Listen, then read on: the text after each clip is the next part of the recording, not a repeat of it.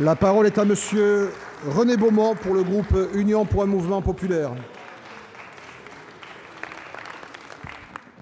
Monsieur le Président, Mesdames et Messieurs les ministres, mes chers collègues, mon propos et ma question s'adressent bien sûr, comme vous le savez déjà, à Monsieur le ministre du Redressement productif. Monsieur le ministre, je vais vous parler de culture ce soir. Vous parlez d'une guerre des anciens et des modernes qui a été réinventée, c'est vrai, en l'occurrence, et où en quelque sorte, vous allez le voir et vous le savez déjà, se mêle le bien, bien sûr, mais aussi le mal. Amazon, le distributeur américain aux 50 milliards d'euros de chiffre d'affaires annuel, expression même de la modernité numérique, du commerce dématérialisé, arrive chez vous, monsieur le ministre, chez nous, devrais-je dire d'ailleurs. 1,12 million d'aides publiques. 1,12 million d'aides publiques pour la création de 250 emplois sûrs. 1 millier annoncé à terme, on n'a pas précisé le terme, dans un nouvel entrepôt en Saône-et-Loire à Sevray. Alors c'est vrai que dans le contexte économique ultra déprimé actuel, où les licenciements succèdent aux licenciements, dans tous les secteurs et partout en France, quelle que soit la taille des entreprises, le plus souvent d'ailleurs celles-ci mettant la clé sous la porte sans crier gare, une telle implantation peut apparaître comme une bonne nouvelle. Mais comme vous le savez aussi, plus rien n'est simple dans notre monde compliqué. La médaille a un revers et la mariée n'est pas aussi belle. Dans le même temps, en effet, les 26 magasins de Virgin, un grand de la distribution de produits culturels dans notre pays, ont été placés en redressement judiciaire pour une période de 4 mois, le temps de trouver éventuellement une solution pour le millier de salariés encore en poste chez Virgin.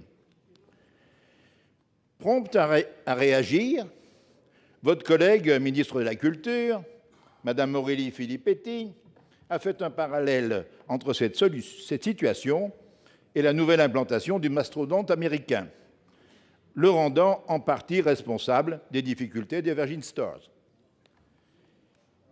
Mais elle n'est pas la seule à souligner que cette société était à l'origine d'une concurrence déloyale, car elle n'est pas soumise aux mêmes contraintes sociales et surtout fiscales que les autres. Un véritable front anti-Amazon des distributeurs se développe, depuis la FNAC aux enseignes de toute la grande distribution qui dénoncent que cette société paye peu ou pas du tout d'impôts en France. Acteurs eux-mêmes du commerce électronique, ils estiment cependant scandaleux de donner ces subventions à une entreprise qui ne mérite pas ou peu ses recettes. Alors, Monsieur le ministre, quelle incohérence gouvernementale que ce gaspillage de plus d'1 milliard. Qu'envisagez-vous pour éviter ces coûteuses bavures? Merci. La parole est à monsieur Arnaud Montebourg, ministre du Redressement productif. Monsieur le Président, Mesdames et Messieurs les sénateurs, Monsieur le sénateur René Beaumont, il est vrai que Amazon montre, et d'une façon éclatante, les contradictions de la société actuelle. C'est à la fois un changement sociétal où de plus en plus de nos concitoyens font leurs courses à domicile, sans se déplacer, et attendent un service très rapide de livraison à domicile.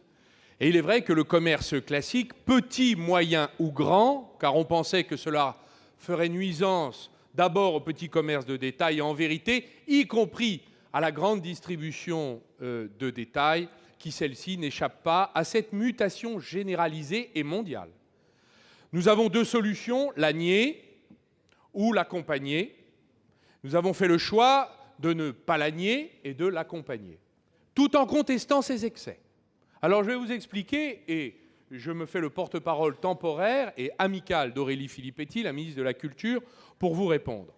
Fallait-il ne pas accueillir sur les territoires où le demandait Amazon, il y en a 3 en France, Montélimar, Saran dans le Loiret, Montélimar dans la Drôme, Sevray en Saône-et-Loire, et Amazon a fait connaître son désir de s'implanter sur un 4e site à Douai dans le Nord, Nous parlons donc d'un total de création d'emplois d'ici 2015 d'environ 2500.